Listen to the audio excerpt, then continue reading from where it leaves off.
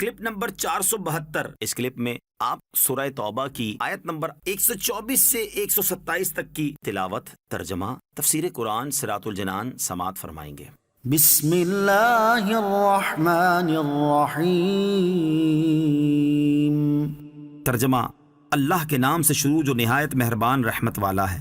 وَإِذَا مَا أُنزِلَتْ سُورَةٌ فَمِنْهُم مَّن يَقُولُ أَيُّكُمْ زَادَتْهُ هَٰذِهِ إِيمَانًا فَأَمَّا الَّذِينَ آمَنُوا فَزَادَتْهُمْ إِيمَانًا وَهُمْ يَسْتَبْشِرُونَ۔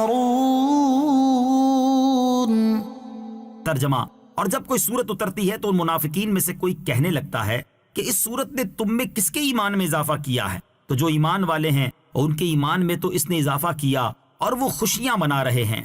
وَإِذَا مَا أُنزِلَتْ سُورَةٌ، اور جب کوئی سورت اترتی ہے، یعنی جب قرآن پاک کی کوئی سورت نازل ہوتی ہے تو منافقین آپس میں مذاق اڑانے کے طور پر کہتے ہیں اس سورت نے تم میں کس کے ایمان یعنی تصدیق اور یقین میں اضافہ کیا ہے؟ ان کے جواب میں اللہ تعالیٰ نے ارشاد فرمایا جو ایمان والے ہیں ان کی تصدیق، یقین اور اللہ تعالیٰ سے قربت میں اس نے اضافہ کیا، اور جب قرآن میں سے ایک کے بعد کوئی دوسری چیز اترتی ہے تو مومنین خوشیاں مناتے ہیں، کیونکہ اس طرح ان کے ایمان میں اضافہ ہوتا ہے جس کی وجہ سے آخرت میں ان کا ثواب اور زیادہ ہو جاتا ہے۔ اس سے معلوم ہوا کہ قرآن کا مذاق اڑانا منافقین کا کام ہے، لہٰذا جو قرآن کی ایک آیت کا بھی مذاق اڑائے وہ کافر ہے۔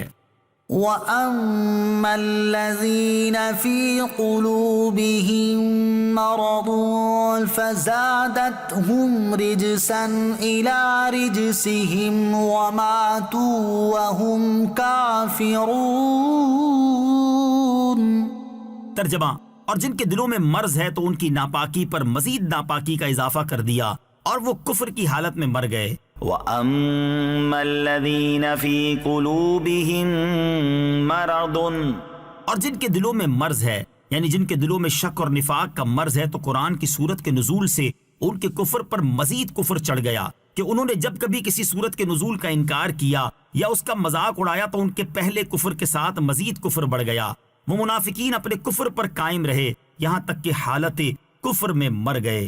أَوَلَا يَرَوْنَ أَنَّهُمْ يُفْتَنُونَ فِي كُلِّ عَامٍ مَّرَّةً أَوْ مَرَّتَيْنِ ثُمَّ لَا يَتُوبُونَ وَلَا هُمْ يَذَّكَّرُونَ۔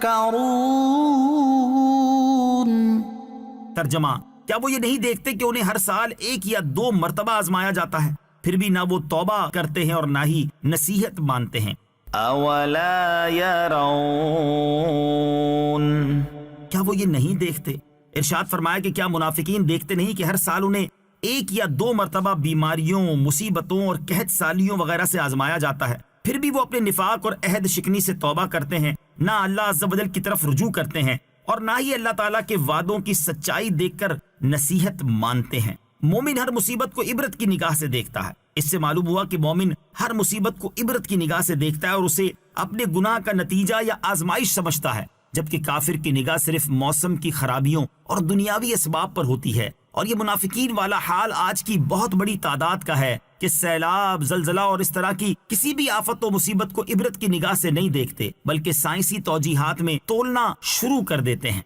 وَإِذَا مَا أُنزِلَتْ سُورَةٌ نَّظَرَ بَعْضُهُمْ إِلَىٰ بَعْضٍ هَلْ يَرَاكُم مِّنْ أَحَدٍ ثُمَّ انصَرَفُوا صَرَفَ اللَّهُ قُلُوبَهُم بِأَنَّهُمْ قَوْمٌ لَّا يَفْقَهُونَ۔